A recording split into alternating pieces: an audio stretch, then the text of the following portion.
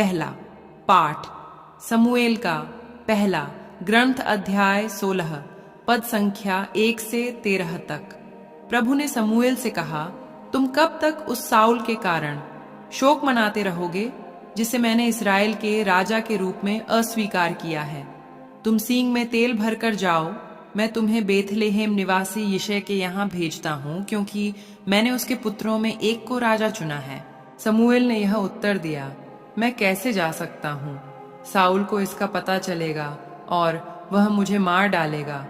इस पर प्रभु ने कहा, अपने साथ एक कलोर ले जाओ और यह कहो कि मैं प्रभु को बलि चढ़ाने आया हूँ।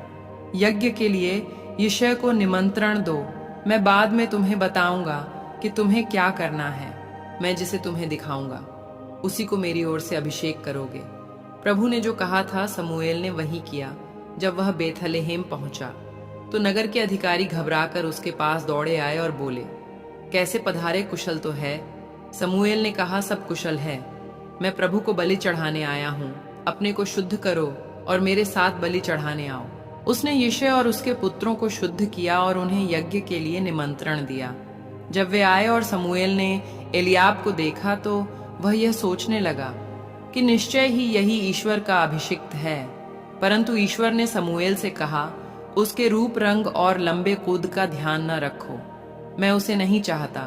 प्रभु मनुष्य की तरह विचार नहीं करता। मनुष्य तो बाहरी रूप रंग देखता है, किंतु प्रभु हृदय देखता है। यिशै ने अबीनादाब को बुलाकर उसे समूएल के सामने उपस्थित किया। समूएल ने कहा, प्रभु ने उसे भी नहीं चुना। तब यिशै ने शम्मा को उपस्थित किया, किंतु समूएल ने कहा, प्रभु ने उसको भी नहीं चुना। इस प्रकार यिशै ने अपने 7 पुत्रों को समूएल के सामने उपस्थित किया, किंतु समूएल ने यिशै से कहा, प्रभु ने उनमें किसी को भी नहीं चुना। उसने यिशै से पूछा, क्या तुम्हारे पुत्र इतने ही हैं? यिशै ने उत्तर दिया, सबसे छोटा यहाँ नहीं है, वह भेड़े चरा रहा है। तब समूएल ने यिशै से कहा, उसे बुला भेजो। जब तक वह नहीं आएगा हम भोजन पर नहीं बैठेंगे। इसलिए यिशै ने उसे बुला भेजा। लड़के का रंग गुलाबी, उसकी आंखें सुंदर और उसका शरीर सुडौल था। ईश्वर ने समूएल से कहा, उठो, इसका अभिषेक करो, यह वही है। समूएल ने तेल का सींग हाथ में ले लिया और उसके भाइयों के सामने उसका अभिषेक किया। ईश्वर का आत्मा दाऊद पर छा गया और उसी दिन से उसके साथ विद्यमान रहा। समूएल लौटकर रामा चल दिया। यह प्रभु की वाणी है। ईश्वर को धन्यवाद। सुसमाचार संत मार्कुस अध्याय 2 पद संख्या 23 से 28 तक। ईसा किसी विश्राम के दिन गेहूंों के खेतों से होकर जा रहे थे। उनके शिष्य राह चलते बालें तोड़ने लगे। फरीसियों ने ईसा से कहा, देखिए, जो काम विश्राम के दिन मना है ये क्यों वही कर रहे हैं? ईसा ने उन्हें उत्तर दिया, क्या तुम लोगों ने कभी ये नहीं पढ़ा कि जब दाऊद और उनके साथी भूखे थे और खाने को उनके पास कुछ नहीं था, तो दाऊद ने क्या किया था? उन्होंने महायाजक अबियाथार के समय ईश मंदिर में प्रवेश कर भेंट की रोटियां खाई और अपने साथियों को भी खिलाई। याजकों को छोड़ किसी और को उन्हें खाने की आज्ञा तो नहीं थी। ईसा ने उनसे कहा, विश्राम दिवस मनुष्य के लिए बना है, न कि मनुष्य विश्राम दिवस के लिए। इसलिए मानव पुत्र विश्राम दिवस का भी स्वामी है। यह प्रभु का पवित्र सुसमाचार है। हे ख्रीस्त, तेरी स्तुति हो। मनन चिंतन मार्कुस अध्याय 2 पद संख्या 23 से 28 से लिया गया है। आज का सुसमाचार अंश हमें विश्राम दिवस के पालन के संबंध में यीशु और फरीसियों के बीच हुए वाद विवाद पर विचार करने के लिए आमंत्रित करता है।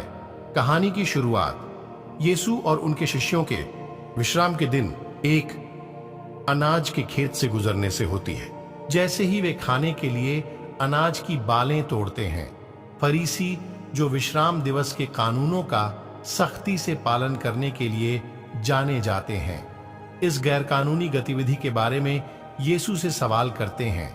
यीशु ने राजा दाऊद से जुड़ी एक घटना का जिक्र करते हुए जवाब दिया कि जब राजा दाऊद ने और उसके साथियों ने पवित्र रोटी खाई थी, जो आमतौर पर याजकों के लिए आरक्षित थी।